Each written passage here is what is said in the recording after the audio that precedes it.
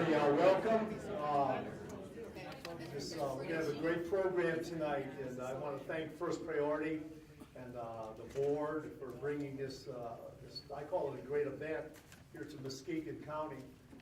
We're going to be trying to do similar type things across every campus in our state of Michigan, because we're in a real culture war right now. And I believe America has a 2 to 3 year window to turn things around. But again, hey, the only way to make America great again is Jesus Christ. That's the only way. But a lot of people don't believe that. You know, there's atheists, agnostics, there's people who not sure what they believe. And this is why we bring in people credible like Frank Turek, who's been all over the country. He's debated Christopher Hitchens twice. He was in Nashville 2 days ago with Ravi Zacharias. He's been in the Ivy League in debates and major universities across Michigan, across the United States, in fact. He's wrote many books. There's books there which will be on sale afterwards. There's some free materials also. So I just really want to thank Frank for coming here, carving out time, and being part of this. And I hope that you'll get a lot out what he has to share. So let's say we just give Frank Turek a hand here, okay?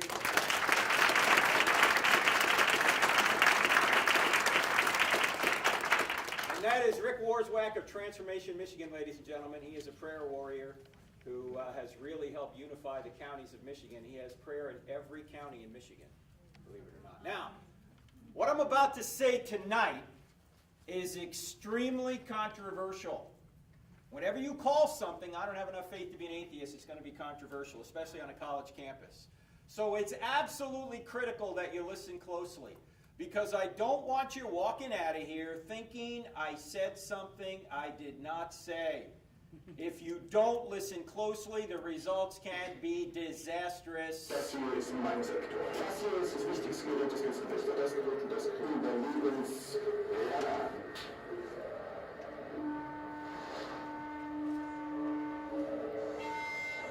Mayday, Mayday. Hello, can you hear us? Can you hear us? Can you... Over. We are sinking. We are sinking. Hello? This is the German Coast Guard. We're sinking. What are you thinking about?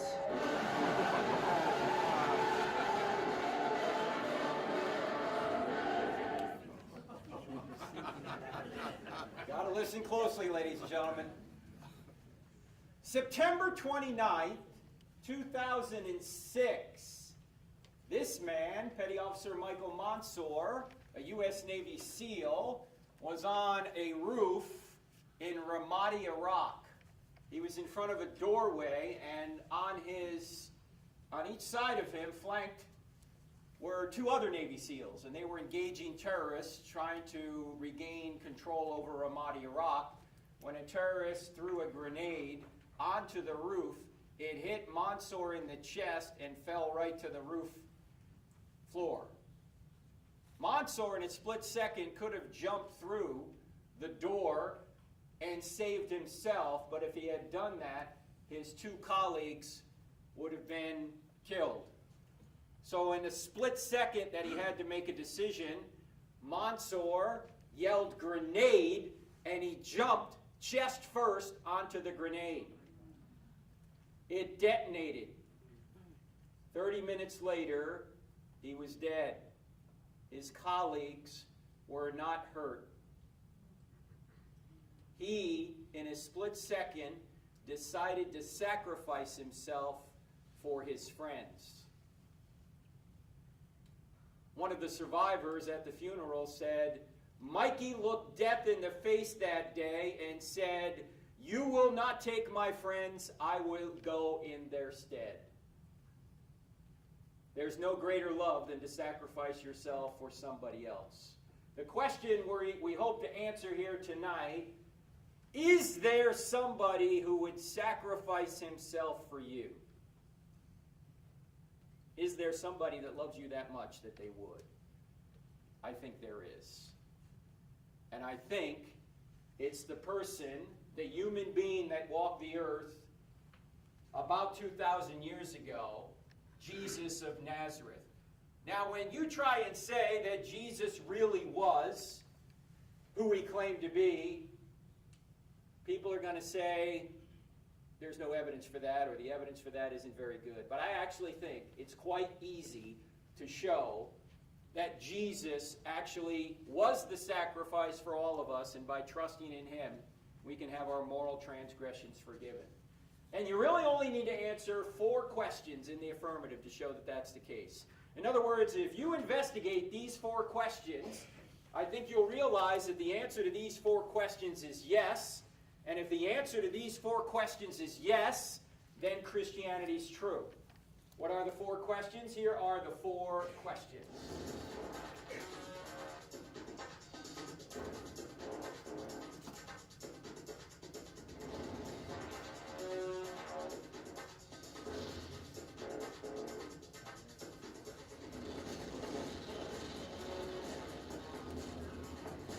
All right, the music sounds much better on better speakers, okay?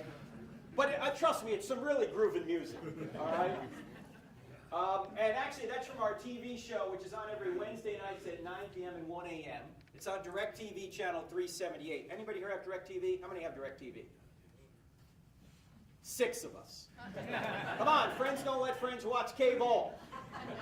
If you want to get, I don't have enough faith to be an atheist, you got to get DirecTV. Actually, that's not true. Does anybody have Roku? You guys know what Roku is? A little box you plug into your TV. NRB-TV on Roku, okay? NRB-TV. If you don't have DirecTV and you don't have Roku, it's on this new technology sweeping Muskegon right now. It's called the Internet. You guys heard of this? Yes, it's on our website, crossexamine.org, 9 p.m. and 1 a.m. if you're an insomniac. We're also on radio every Saturday mornings here. I think it's at 91.7, is that right? Yeah. The American Family Radio Network. And if you don't listen to it then, if you're a college student, I know you don't get up until the crack of noon on Saturday. So you can listen to it podcasted. It's on iTunes. It's on our app. I'll tell you about that later. And what we do is we present evidence for Christianity and we cross-examine ideas against it. Now, why are these the 4 questions? And these questions, by the way, will serve as our outline here tonight. We're going to go through these 4 questions at 10,000 feet. We don't have time to dive into the details, but maybe during the Q&A, if you want to interact a little bit on some of the details, we can, okay? But why are these the 4 questions? Truth, God, miracles, and the New Testament. Well, let's deal with the first question. Does truth exist? Obviously, Christianity can't be true if there's no truth. The Bible can't be true if there's no truth. Of course, if there is no truth, then any book written by an atheist can't be true either, right? Right. So we're going to deal with that question first. Second question, does God exist? You can't have a word from God if there's no God. Jesus can't be God if there's no God. But I hope to show you tonight that there really is a theistic God. What do I mean by a theistic God? That's a spaceless, timeless, immaterial, powerful, moral, personal, intelligent creator who created all things and sustains all things. We'll look at 3 arguments for that being, albeit briefly, to show that this being actually exists. Third question is, are miracles possible? Obviously, the Bible can't be true if miracles are not possible. Christianity can't be true if miracles are not possible, because the central event in Christianity is the resurrection. If that's not possible, then obviously Christianity can't be true. I hope to show you tonight, though, that not only are miracles possible, but the greatest miracle in the Bible has already occurred, and we have scientific evidence for it. In fact, even atheists are admitting the evidence for it. Then we can get to the key question, is the New Testament true? The New Testament doesn't have a prayer if there's no truth, no God, or no miracles. But if truth exists, God exists, and miracles are possible, then we can see if the central event in the New Testament, which is the death, burial, and resurrection of Jesus, actually occurred. Did he really die and rise from the dead? Because if he did, if Jesus really rose from the dead, game over, Christianity's true. Now, some of you are looking at that going, wait a minute, Frank, what about the Old Testament? Do you believe the Old Testament's true? Well, look, if the New Testament's just reliable, you get the Old Testament thrown in. Why? Who's in the New Testament that can authenticate the Old Testament? Jesus. Jesus, right? If you're ever in Sunday school and you don't know the answer, just say Jesus, you'll probably be right. That's right. That's right. If Jesus really is God, as the New Testament documents claim he is, now that's a big if, but if he really is God, whatever God teaches is true. Jesus taught the entire Old Testament as the Word of God, so if the New Testament's just reliable, you get the Old Testament thrown in, okay? Now, the book goes into a lot more detail. The I Don't Have Enough Faith to Be an Atheist book. If you want to go further, you can. The book's available on the book table, as well as a 12-part DVD series that goes through all this in a lot more detail than what we can do here tonight. I mean, the DVD series is 7 hours long. It's from our TV program. And if you get that, you get the book for free. There's a new book out there called Stealing from God. And Christian, stealing from God is not about tithing. Okay, people always go, is your book about tithing? No! The subtitle is Why Atheists Need God to Make Their Case. I've noticed that quite often when atheists are arguing there is no God, they're actually stealing aspects of reality to say God doesn't exist, when in fact those aspects of reality wouldn't exist unless God existed. So they have to sit in God's lap to slap his face. Now we can get into that during the Q&A if you want. But I want to point out that all the proceeds from the sale of the books and the DVDs will go to feed needy children. Mine. Just so you know, I've got 3 sons, so I need some help. Actually, they're older now. In fact, 2 of them are in the Air Force. I went in the Navy. I was stupid. Navy stands for Never Again Volunteer Yourself. But my sons were smart. They went into the Air Force. So the oldest son is an intelligence officer in Augusta, Georgia. He's reading your email right now. The second son is a KC-10 pilot. I don't know if you know what a KC-10 is, but it's like a DC-10, military DC-10. And what it does in the military is largely it's a refueler. So it refuels other planes in flight. So he'll be flying along and other planes will come up behind him and to get gas. And so what we say about Spencer is that every day he flies up to 30,000 feet, he sits around, and he passes gas. And he gets paid for it. Every man's dream. If I got paid to pass gas, I'd be a multi-millionaire already. The third son is not in the military, but he is out of the house, so my wife and I are now empty nesters. Yeah. Took us a while to get used to that. About 10 minutes. That's how long it took to change the locks. Do we have any empty nesters in here?